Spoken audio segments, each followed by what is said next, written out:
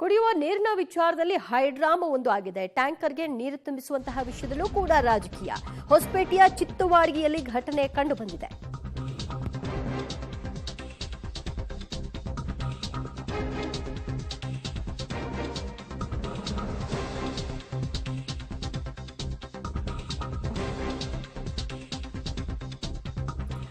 ಕುಡಿಯುವ ನೀರನ್ನ ತುಂಬಿಸುವ ವಿಷಯದಲ್ಲೂ ಕೂಡ ರಾಜಕೀಯ ಆಗಿರುವಂತಹದ್ದು ಭಾರಿ ಹೈಡ್ರಾಮಾ ಕೂಡ ಸೃಷ್ಟಿಯಾಯಿತು. ಹೊಸಪೇಟೆಯ ಚಿತ್ತವಾಡಗಿಯಲ್ಲಿ ಟ್ರ್ಯಾಕ್ಟರ್ಗಳಿಗೆ ನೀರು ತುಂಬಿಸುವ ವಿಚಾರದಲ್ಲಿ ಕಿರಿಕಾಗಿದೆ. ಮಾಜಿ ಸಚಿವ ಆನಂದ್ ಸಿಂಗ್ ಬೆಂಬಲಿಗರು ಆಕ್ರೋಶವನ್ನ ಹೊರಹಾಕಿದ್ದಾರೆ.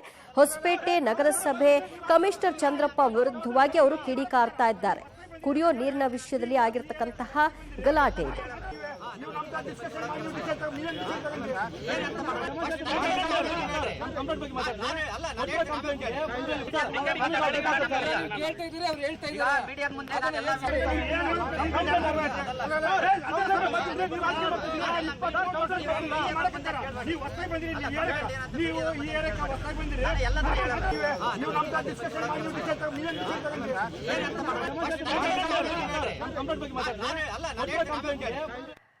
ಈ ಬಗ್ಗೆ ಮತ್ತಷ್ಟು ಮಾಹಿತಿ ಪಡೆಯೋಣ ನಮ್ಮ ಪ್ರತಿನಿಧಿ ನವೀನ್ರಿಂದ. ನವೀನ್, ಸದ್ಯ ಈ ಗಲಾಟೆ ಕಾರಣ ಏನು? ನೀರಿನ ವಿಷಯದಲ್ಲಿ ಗಲಾಟೆ ಸರಿ, ಆದ್ರೆ ಯಾಕಿಲ್ಲಿ ಚಂದ್ರಪ್ಪ ಮತ್ತು ಆನಂದ್ ಸಿಂಗ್ ಬೆಂಬಲಿಗರ ನಡುವೆ ಗಲಾಟೆ ಆಗ್ಬೇಕು? ಕಳೆದ 2004ರಿಂದಲೂ ಕೂಡ ವಿಜಯನಗರ ಅಂತಂದ್ರೆ ಹೊಸಪೇಟೆಯ ಸುತ್ತಮುತ್ತ ಭಾಗದಲ್ಲಿ ಬರಗಾಲ ಬರುತ್ತೆ. ಯಾವಾಗ ಬೇಸಿಗೆ ಕಾಲ ಆರಂಭವಾಗುತ್ತೆ ಆವಾಗ ಆನಂದ್ ಸಿಂಗ್ ಅವರು 2004ರಿಂದಲೂ ಕೂಡ ಕುಡಿಯುವ ನೀರನ್ನ ಪ್ರತಿ ಗ್ರಾಮಗಳಿಗೆ, ಅಂದ್ರೆ ಪ್ರತಿ ನಗರಸಭೆಯ ಎಲ್ಲೆಲ್ಲಿ ಬರಗಾಲ ಉಂಟಾಗುತ್ತೋ, ಕುಡಿಯೋ ನೀರಿನ ಸಮಸ್ಯೆ ಉಂಟಾಗುತ್ತೆ, ಆವಾಗ ಅವರು ನೀರನ್ನ ಸರಬರಾಜು ಮಾಡ್ಕೊಂಡು ಬರ್ತಾ ಇರುವಂತದ್ದು. ಕಳೆದ ಸುಮಾರು 20 ವರ್ಷಗಳಿಂದಲೂ ಆನಂದ್ ಸಿಂಗ್ ಅವರು ನೀರನ್ನ ಸರಬರಾಜು ಮಾಡ್ತಾ ಇದ್ದಾರೆ.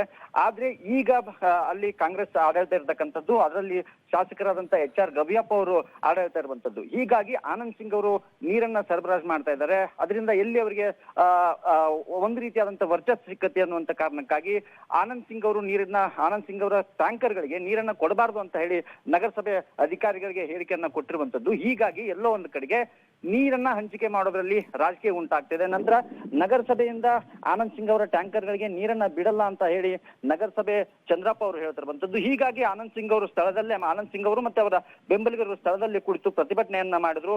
ಆದ್ರೆ ಆನಂದ್ ಸಿಂಗ್ ಅವರು ಕುಡಿಯೋ ನೀರಿನ ವಿಚಾರದಲ್ಲಿ ಯಾವುದೇ ರೀತಿಯಾದಂತಹ ರಾಜಕೀಯನ್ನ ಮಾಡಬಾರ್ದು ಅಂತ ನಾನು ಮನವಿಯನ್ನ ಮಾಡ್ತೀನಿ ಅಂತ ಹೇಳಿ ಆನಂದ್ ಸಿಂಗ್ ಅವರು ಮನವಿಯನ್ನ ಮಾಡಿದ್ರು.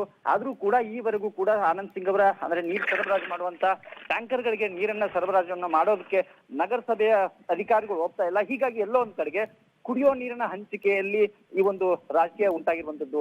ದಿವ್ಯಾ, ಥ್ಯಾಂಕ್ ಯು ನವೀನ್ ನಮ್ಮೆಲ್ಲ ಮಾಹಿತಿಗೆ.